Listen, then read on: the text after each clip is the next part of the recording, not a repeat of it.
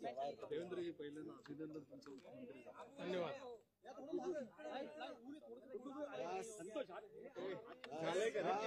Light mix होतं. जाऊ दे, शेडवाला चेहरा आहे. चला ए रोल का सर कार्यक्रमाला मोठ्या गोष्टी. आज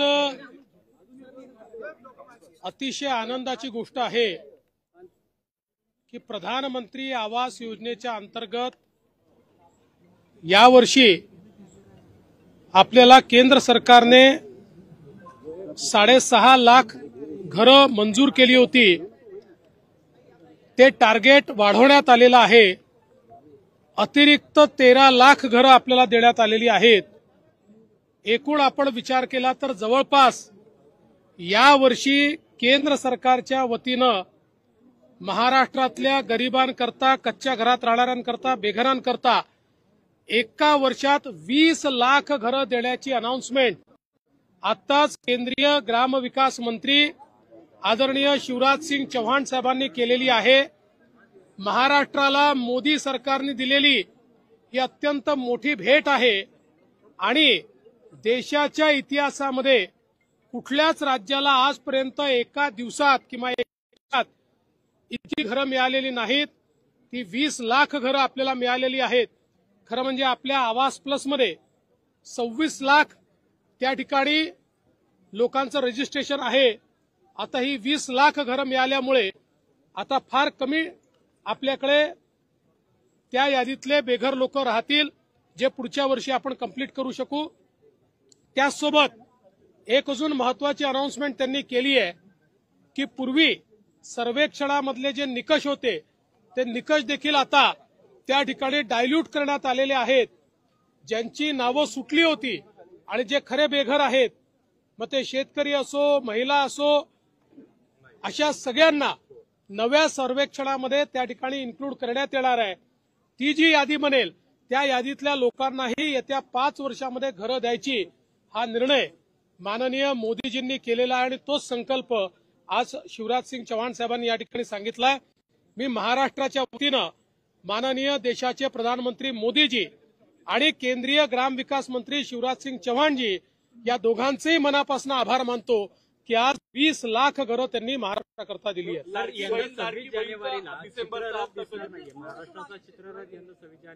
त्या संदर्भात आशिष शेलारांनी स्पष्टपणे आपल्याला सांगितलेलं आहे. वारंवार सांगण्याची आवश्यकता नाही.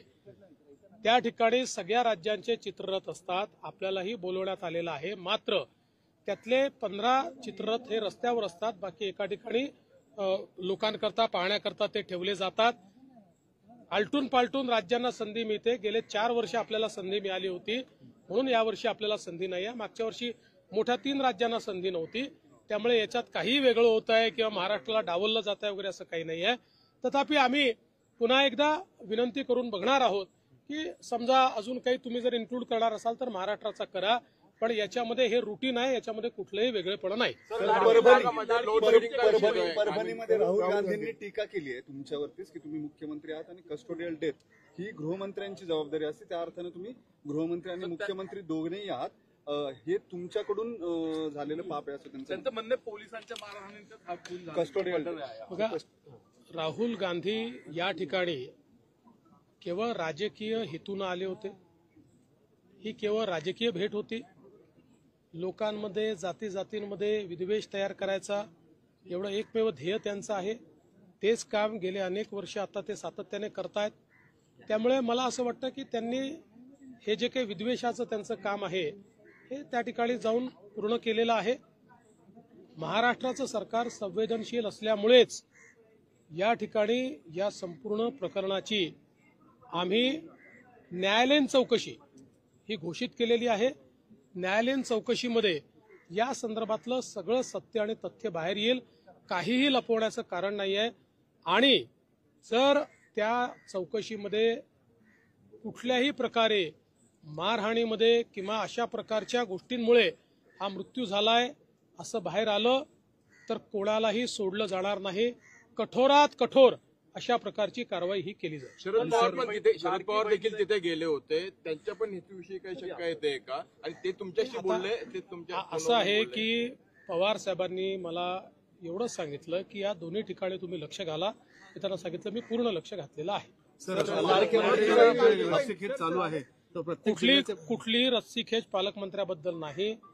आता आमचे जे काही 3 पक्षाचे नेते आहेत ज्यांना आम्ही जबाबदारी दिलेली आहे ते एकत्रित बसतील, पुढच्या 2-3 दिवसात निर्णय करतील. आता मला असं वाटतं या 7-8 दिवसात आम्ही तो हप्ता देऊन टाकू. पुढचा आणखी एक भुजबळ साहेबांचा महत्त्वाचा प्रश्न, ते सकाळी तुम्हाला भेटले आज येऊन, ते नाराज आहेत, ते भाजपमध्ये ते मला भेटले आणि भेटल्यानंतर भुजबळ साहेबांनी तुम्हाला ब्रीफ केलेलं आहे आमची काय चर्चा झालेली आहे.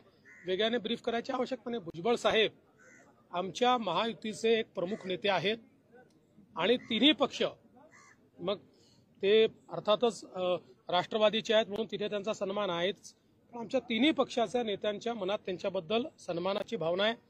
महायुतीच्या विजयामध्ये त्यांचा देखील एक महत्वाचा वाटा राहिलेला आहे आणि स्वतः अजितदादा देखील त्या ठिकाणी त्यांची चिंता करतात. मुळातच भुजबळ साहेबांना ज्यावेळेस अजितदादांनी मंत्रिमंडळामध्ये घेतलं त्यावेळी भुजबळ साहेबांना डावलण्याचा त्यांचा हेतू नव्हता. त्यांनी मला सांगितलं की आमची इच्छा आहे की आमचा पक्ष हा राष्ट्रीय पक्ष राहिलेला आहे, आम्हाला तो राष्ट्रीय स्तरावर मोठा करायचा आहे आणि राष्ट्रीय स्तरावर भुजबळ साहेबांसारखा एक नेता ज्याला देशाच्या अन्य राज्यातही मान्यता आहे त्यांना आम्हाला राष्ट्रीय पातळीवर पाठवायचं आहे.